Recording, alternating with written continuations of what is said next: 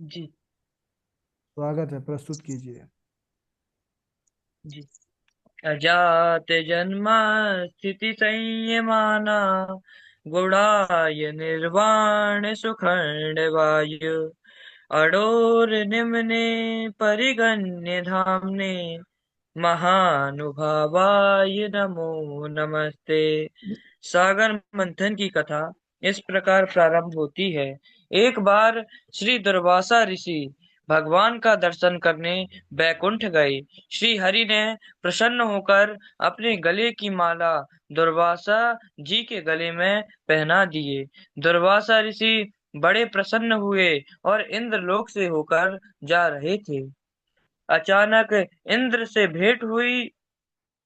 दुर्वासा जी ने माला को उतारकर इंद्र के गले में डाल दिया, लेकिन इंद्र अभिमान में होकर उस माला को उतारकर अपने हाथी को पहना दिया।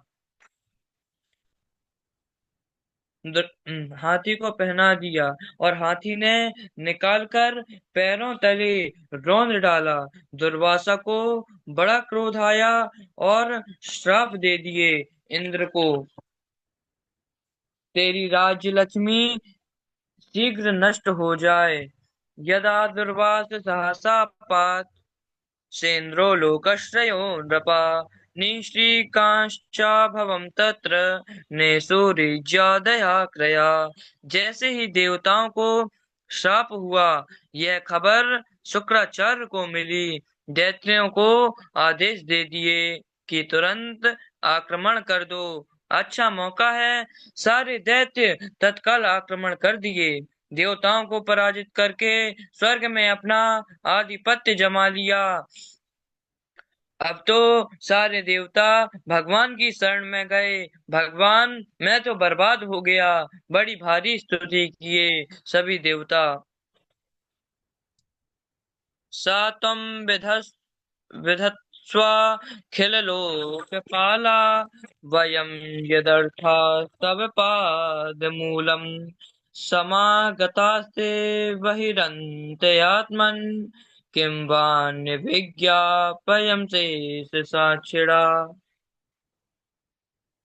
देवताओं ने भगवान से निवेदन किया कि हे भगवान, हे प्रभु, आप ही हमारे बाहर और भीतर की आत्मा है। हम सभी लोकपाल जिस उद्देश्य से आपके चरणों की शरण में आए हैं, उसे आप कृपा करके पूर्ण कीजिए। आप सबके साक्षी हैं, अतः इस विषय में हम लोग आपसे और क्या निवेदन करें। बस हमारी रक्षा करिए, हम शरण में हैं। भगवान मन में विचार करते हैं, संतों की अवहेलना करके बार बार मेरी शरण में आ जाते हैं, तो भगवान कहते हैं, सुनो देवताओं, तुम्हारा बल पराक्रम शक्ति सारा समुद्र में समाया है और अब दोबारा पद प्रतिष्ठा यदि चाहते हो तो जाकर समुद्र मंथन करो। उससे अमृत निकलेगा और उसी अमृत को पीकर तुम लोग पुनः शक्ति संपन्न हो सकोगे। देवताओं ने कहा, प्रभु इतना बड़ा पर्वत हम अकेले मंथन कैसे करेंगे। भगवान ने कहा, तुम तो नहीं कर पाओगे, लेकिन तुम लोगों को दैत्यों का सहयोग लेना पड़ेगा। देवताओं ने कहा, अरे प्रभु, भला हमको सहयोग कैसे करेंगे राक्षस, कैसी बात आप करते हो। प्रभु, वह दैत्य हमारे जन्म के दुश्मन हैं, जन्म के दुश्मन हैं। भगवान कहते हैं, हमें मालूम है कि वे दैत्य तुम्हारे जन्म के दुश्मन हैं, परंतु तुम लोग बुद्धि बल का उपयोग करो और उनसे सहयोग मांगो। कैसे मांगे सहयोग प्रभु। भगवान एक दृष्टांत देते हैं, दृष्टांत देवताओं को सुनाते हैं। कहते हैं, सुनो, यह कहानी तुम लोगों के लिए बहुत ही उपयुक्त है। अरयोपि ही साध्ये साध्ये या सती कार्यार्थ गौरवे अहि मूषक वद देवा अर्थस्य पदवीं गते। भगवान कहानी सुनाते हैं। एक सेठ जी थे, अपने कपड़े रखने के लिए एक लकड़ी की पिटारी बनाए थे। एक दिन पिटारी का दरवाजा खुला था। अचानक उस पे एक सर्प घुस गया। अचानक उस पे सर्प घुस गया। उसके थोड़ी देर बाद ही चूहा भी घुस गया। अब सर्प जैसे ही सेठ जी ने देखा कि उस पे सर्प भी घुस चुका है, तो उन्होंने सोचा कि ये सर्प चूहा को तो खा ही लेगा, लेकिन जब ये बाहर निकलेगा तो मेरे भी प्राण ले लेगा। तो उन्होंने यह सोच करके पिटारी बंद कर दी। अब चूहा सर्प दोनों कैद। सर्प ने जब चूहा को देखा, जीभ लपलपाने लगा। भोजन मिल गया। फिर सोचा, इस पिटारी में बड़ा इस पिटारी में पड़ा पड़ा मैं भी तो मर जाऊंगा, तो क्या करूं। अगर यह चूहा हमें सहयोग दे तो यहाँ से छूटकर हम निकल जाएंगे और हमको मुक्ति मिल जाएगी। अब चूहा सांप को देखकर थर थर कांप रहा था। डर के मारे भाग भी नहीं सकता। सर्प दिमाग में दिमाग से काम लिया और तुरंत मुस्कुराता हुआ बोला, मामा जी राम राम। चूहा बड़े चक्कर में। यह हमेशा भान यह हमारा भांजा कब से बन गया। डरते डरते चूहा पूछा, भैया जी यह रिश्तेदारी कब से निकाली आपने। सांप ने कहा, मामा जी तुम्हें कुछ नहीं मालूम। अरे परसों की बात है, हम सांपों ने मीटिंग करी थी और उस मीटिंग में प्रस्ताव पारित किया गया कि आज के बाद चूहों को हम कभी नहीं मारेंगे। चूहा ने कहा,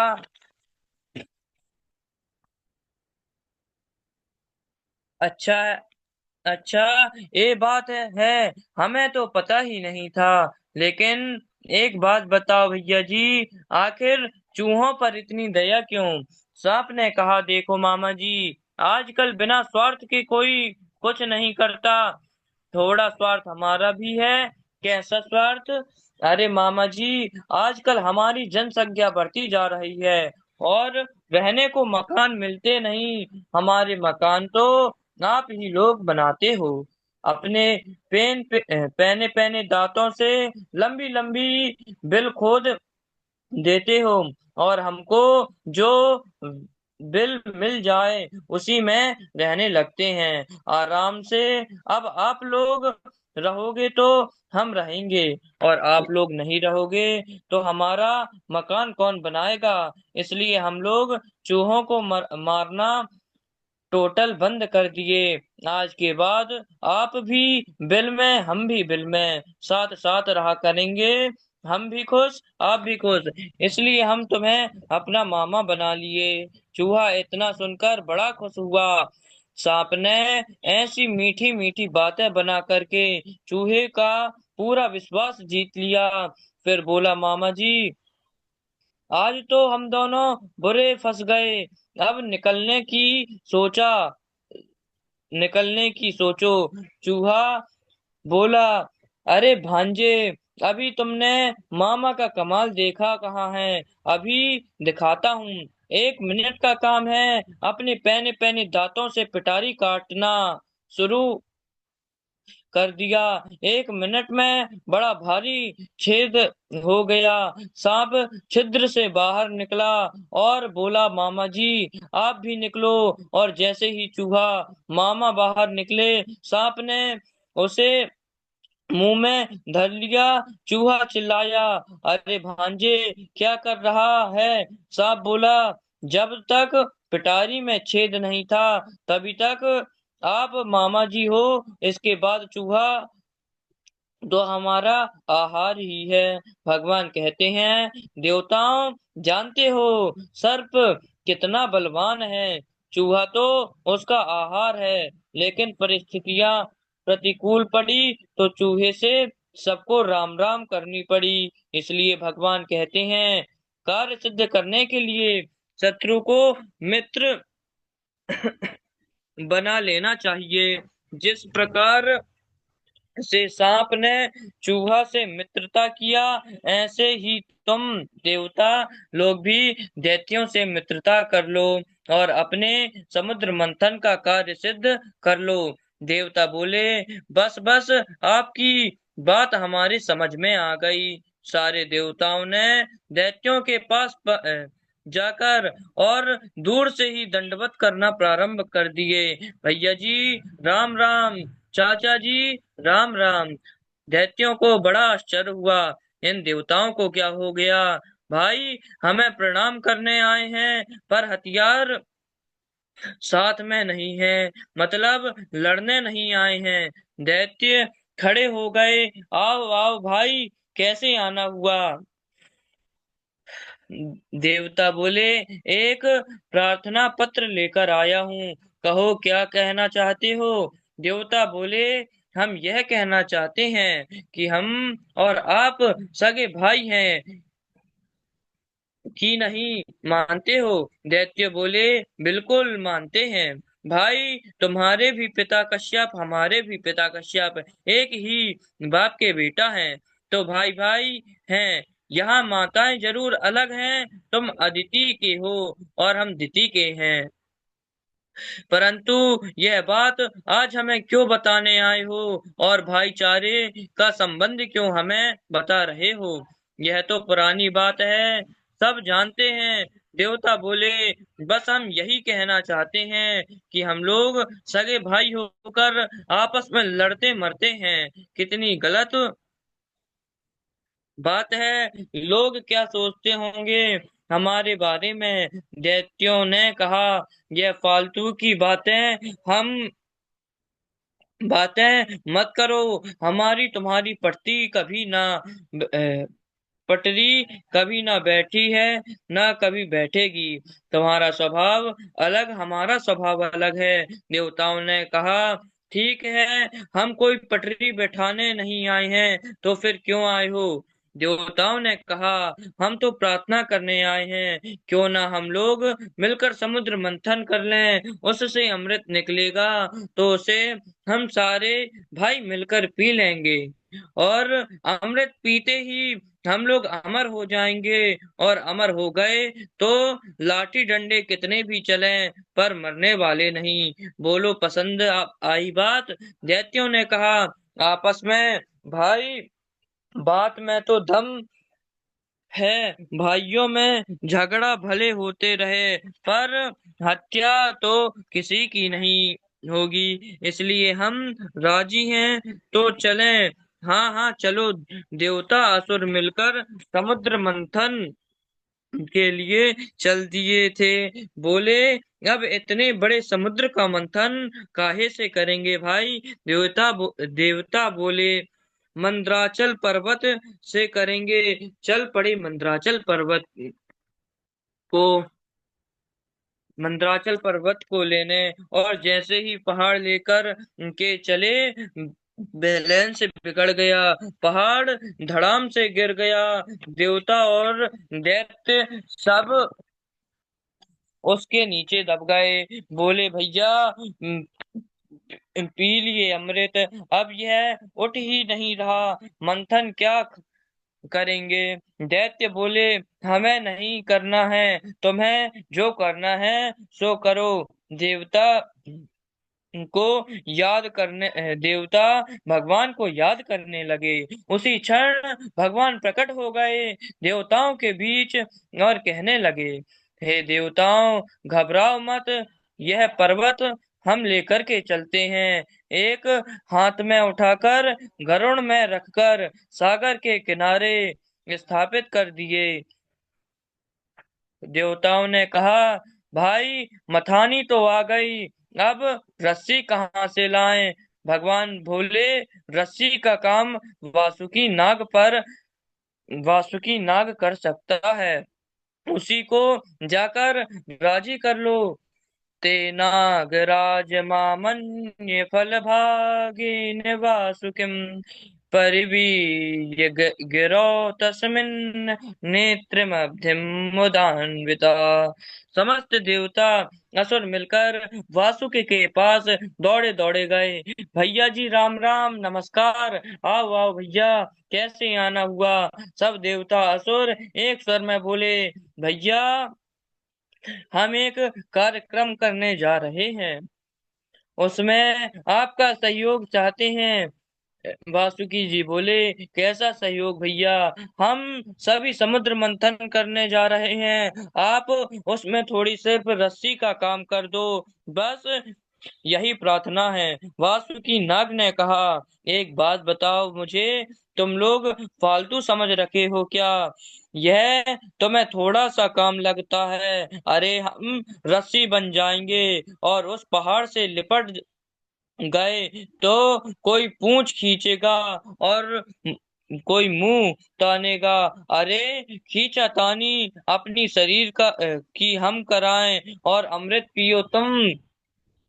भैया यह परोपकार हमको नहीं करना है, आप लोग जाइए। अब देवता और दैत्य एक स्वर में बोल पड़े, अरे महाराज, अमृत निकलेगा तो सबसे पहले हम आप ही को पिलाएंगे, हम वचन देते हैं। तब वासुकी नाग तैयार हो गए, अमृत के प्रलोभन में जाकर मंदराचल पहाड़ में लिपट गए। अब भगवान सोचने लगे, जिसने इसका मुंह पकड़ा उसकी होगी विडंबना, और पूछ वाले पड़ेंगे फायदे में। जानबूझकर भगवान कहते हैं, सुनो भाई, देवता तुम लोग उत्तम कुल के हो, इसलिए आगे की तरफ पकड़ो। और दैत्यों से कहा, जाओ जाकर तुम पीछे लग जाओ। अब तो असुर लोग नाराज हो गए, क्यों भाई, हमें तुम गिरे खानदान का समझ रखे हो? दैत्य सदैव उल्टा चलते हैं, कहते हैं, अरे भैया, नहीं नहीं, हम पूछ की ओर ही नहीं लगेंगे, अशुभ होता है। पूछ पकड़ना मंथन हो चाहे ना हो, पर आगे लगेंगे तो हम ही लगेंगे। एकदम असुर बिगड़ गए। तन्नैच्छन्दैत्यपतयो महापुरुषचेष्टितम् नाग्रहीमो वयं पूछ अहेयंगममंगलम्।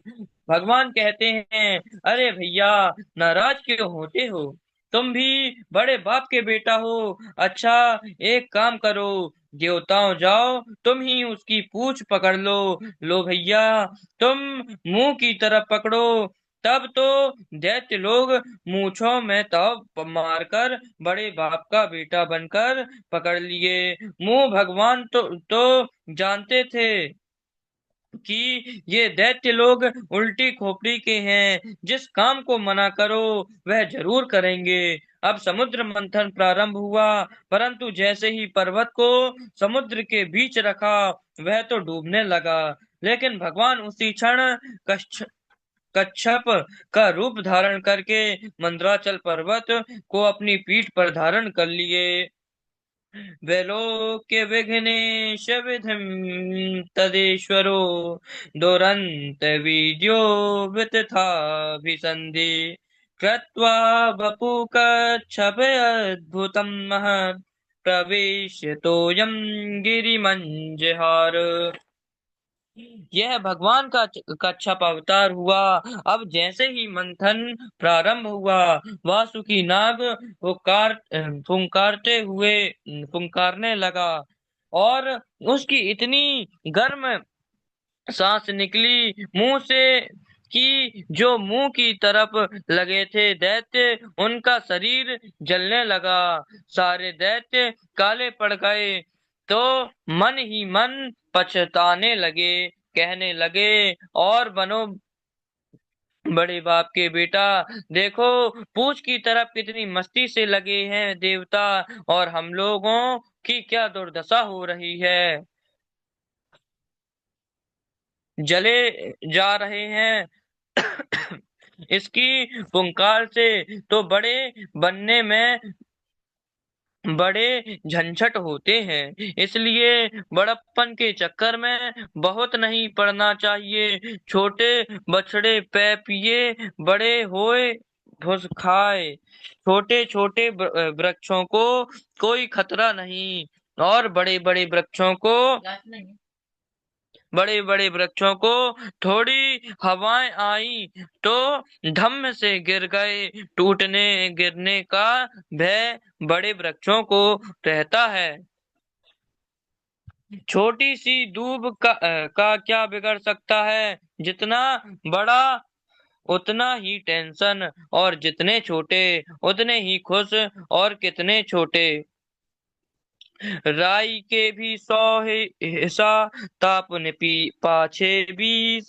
इतने नन्हे हो ही रहो, तब है मिलिए जगदीश। अब पुनः जब मंथन होने लगा, तब समुद्र से भयंकर कालकूट विषाग्नि पैदा हो गई, जिससे जलकर झटपटाने लगे। देवता असुर भयभीत हो गए। अब क्या होगा। भगवान बोले, कुछ नहीं होगा, चलो भोले बाबा की शरण में। सारे देवता असुर भगवान शंकर जी के पास शरण में पहुंचे। देव देव महादेव, भूतात्मा भूत भावना, त्राहिना शरणापन्ना, त्रैलोक्य दहना द्विषा।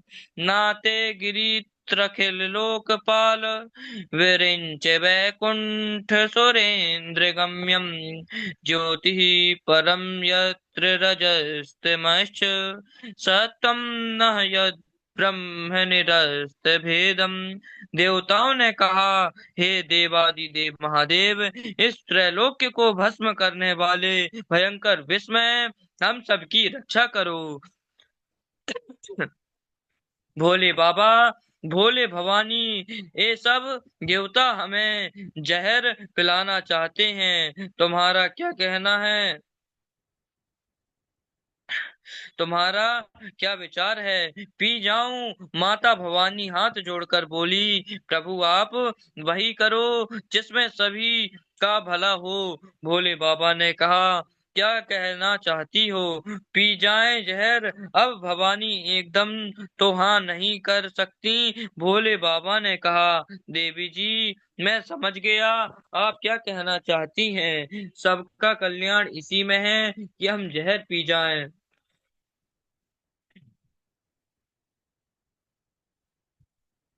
ततः कर ततः करतलीकृत्य व्यापी हालाहलं विषम्, अभक्षयन् महादेव कृपया भूत भावना। भगवान शंकर बड़े कृपालु हैं। उन्हीं की शक्ति से समस्त प्राणी जीवित रहते हैं। उन्होंने उस तीक्ष्ण हलाहल विष विष को अपनी हथेली पर उठाया और भक्षण कर गए। वह विष जल का पाप अर्थात हम मल था। उसने शंकर जी पर भी अपना प्रभाव प्रकट कर दिया। उससे उनका कंठ नीला पड़ गया, परंतु वह तो प्रजा का कल्याण करने वाले भगवान शंकर के लिए आभूषण हो गया। जो जो परोपकारी सज्जन होते हैं, प्रायः प्रजा का दुख टालने के लिए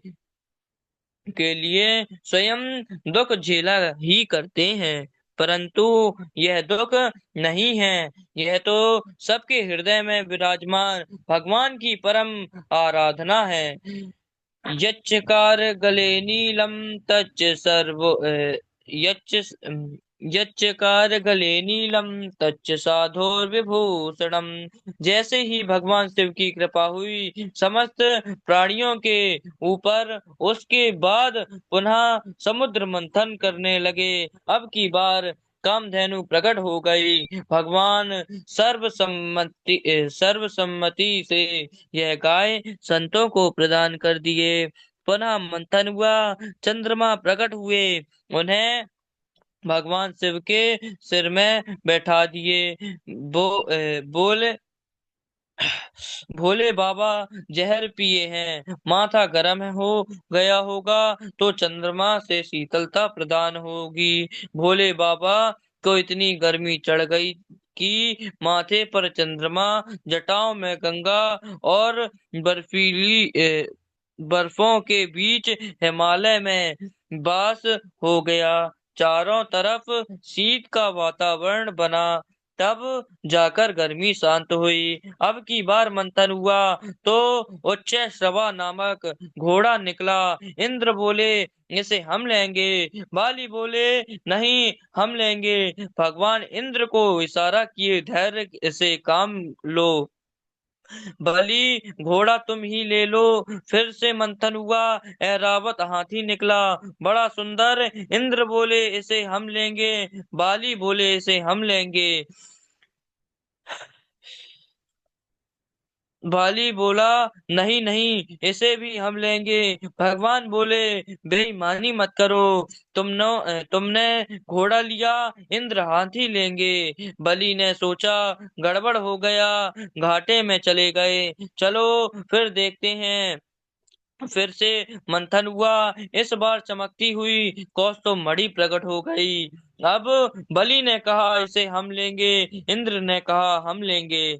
लड़ने लगे। भगवान बोले, अब तुम सब लोगे कि हमें भी कुछ दोगे। सभी ने मिलकर के कहा, हाँ हाँ ठीक है प्रभु, इसे आप ही लीजिए। भगवान तुरंत उस मणि को अपने कंठ में धारण कर लिए। फिर से मंथन किया, कल्प वृक्ष प्रकट हुआ। भगवान ने कहा, इसे हम स्वर्ग में स्थापित करते हैं। जो स्वर्ग का राजा होगा वह इसका उपयोग करेगा। रंभा आदि अप्सराएं निकली, उन्हें भी स्वर्ग में भेज दिया। और उसी क्षण जैसे आकाश में बिजली चमक जाती है, उसी प्रकार सागर में भगवती साक्षात महालक्ष्मी प्रकट हो जाती हैं। तथा सार्वभि तथा सार्वभवी साक्षात् श्रीरमा भगवत्परा रजयन्ती दिशा कांत्या विद्युत सौदामणि यथा। लक्ष्मी जी के सौंदर्य को देखकर सबके नेत्र खिल गए। अब भगवान विचार करने लगे कि सारे झगड़े इन्हीं लक्ष्मी जी के वजह से होते हैं। कहीं यही झगड़ा ना हो जाए।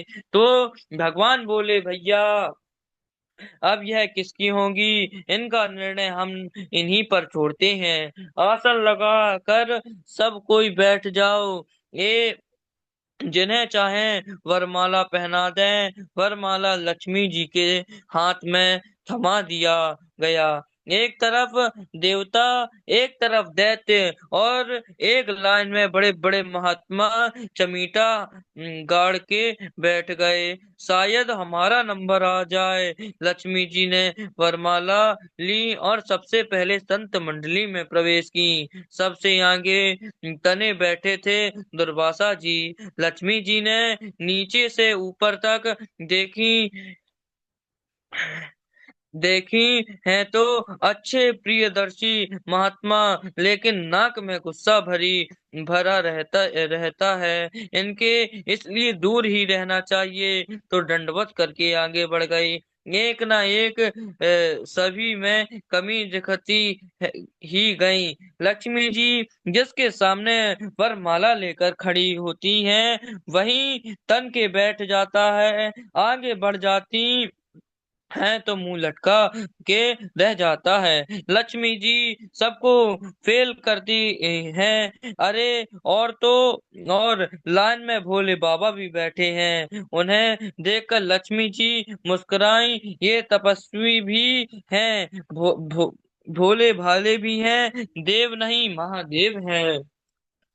सर्वगुण संपन्न है, पर थोड़ी कमी क्या कमी, इनका वेश अमंगल है। चिता की भस्म का पाउडर लगाते हैं, नर मुंडों की माला पहनते हैं। ऐसे बाबा से भी भगवान बचाए। अब वरमाला किसे डालें? लक्ष्मी जी के समक्ष में नहीं आया।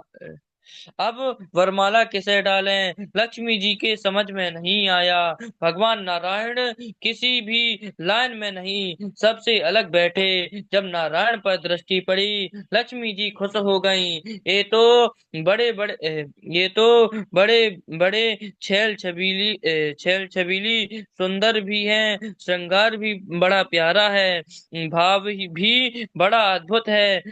सब कुछ इनका मंगलमय है। मंग मंगलमय है, सर्वस्व इनका मंगल स्वरूप है। पर थोड़ी कसर इनमें भी है। अब इनमें क्या कसर हो गई, कहने लगे, सुंदर तो बहुत हैं, इन इसमें संदेह नहीं। कमी यह है कि सभी लोग मेरे को देख रहे हैं, और ये है कि मैं इनके सामने वरमाला लेकर 1 घंटे से खड़ी हूँ, एक बार भी निगाह करके मेरे को नहीं देखे। तो जैसे सब लोग मुझे पाने को लालायत रहते हैं, वह ललक इनमें बिल्कुल नहीं है। पर कोई बात नहीं, यह दोष नहीं, गुण ही है। ऐसा विचार करके नारायण को वरमाला पहना दी। बोलो लक्ष्मी नारायण की जय।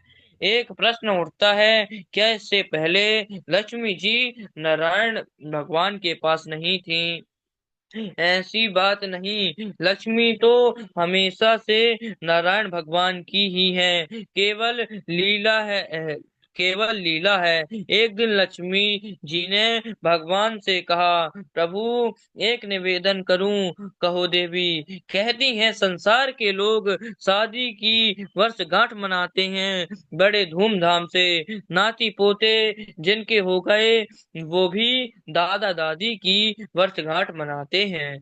तो सब लोग विवाह की वर्षगांठ मनाया करते हैं, क्यों ना हम भी मनाया करें। भगवान बड़े जोर से हंसने लगे। अरे देवी जी, हमारी कभी शादी हुई हमारी कभी शादी हुई हो तब तो वर्षगांठ मनाए, हम तो शाश्वत नित्य अविनाशी हैं। लक्ष्मी जी ने कहा, ऐसे ऐसे बात बनाने से काम नहीं चलेगा। आपको शादी का शादी का तारीख पक्की करनी होगी, ताकि हम साल धूमधाम से उत्सव मनाया जाए। भगवान बोले, तब तो उसके लिए पहले शादी करनी पड़ेगी। लक्ष्मी जी ने कहा, कुछ भी करो, परंतु शादी की वर्षगांठ होनी चाहिए। ठीक है देवी, जो प्रतीक्षा करो।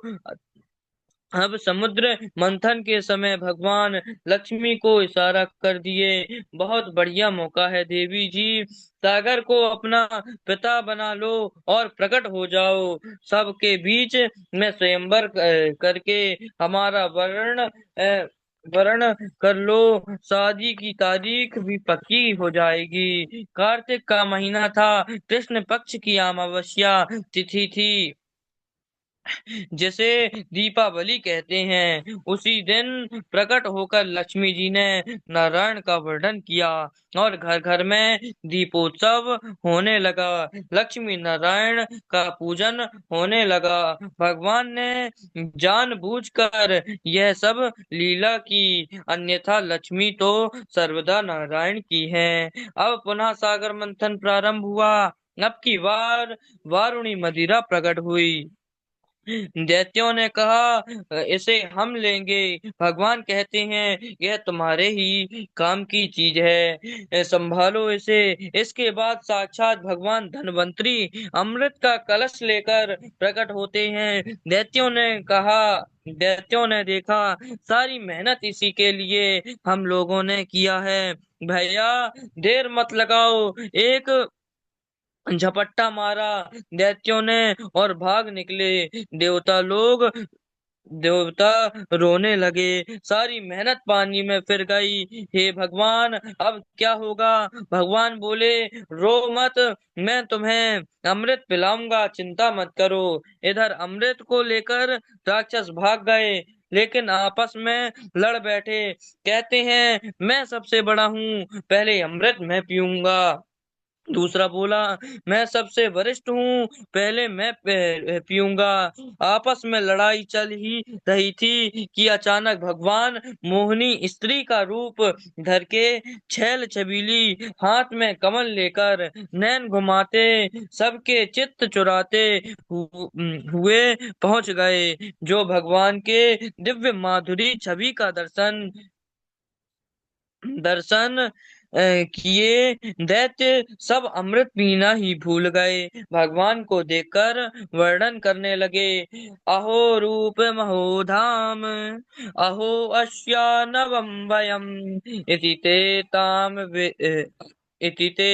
ताम विधृत्य प्रपच्छुर्जात क्षया।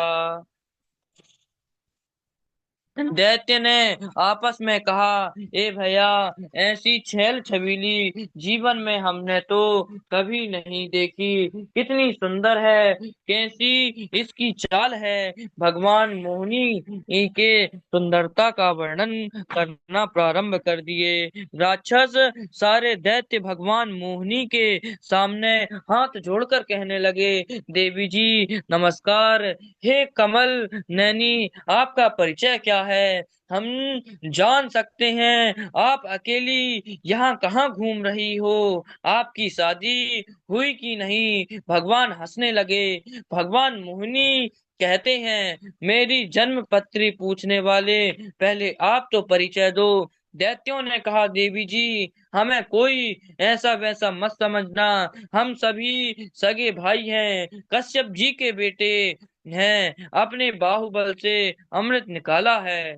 वयम कश्यप वयम कश्यपदायाद भ्रातरा कृतपौरुषा, विभजस्व यथा न्यायम, नैव भेदो यथा भवेत्। दैत्य कहते हैं, देवी जी हम भाइयों में बंटवारे का झगड़ा चल रहा है। हमारी आपस में आपसे झगड़ा चल रहा है। हमारी आपसे प्रार्थना है, यदि आपके हाथ से बंटवारा हो जाए तो सारा झगड़ा मिट जाएगा। अब मोहिनी भगवान देखने लगे, अरे राम राम, कैसे कश्यप के बेटा हो, आपस में लड़ते मरते रहते हो। मैंने तो बाबा का बहुत नाम सुना था, परंतु तुम जैसे मूर्ख संतान कैसे हो गए? इन दैत्यों ने कहा, क्या कहा? हम तुम्हें मूर्ख नजर आते हैं?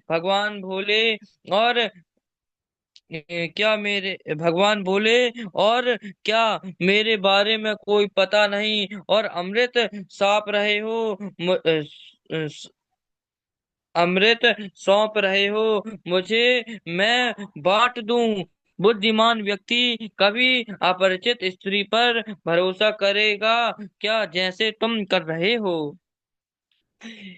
कथम कश्यपदायाद पुश्चल्या मयि संगता, विश्वासं पंडितो जातु कामिनीषु न याति। विवेकी पुरुष स्वेच्छाचारिणी स्त्री का विश्वास कभी नहीं करते। अब तो दैत्यों में बड़ी श्रद्धा उमड़ गई।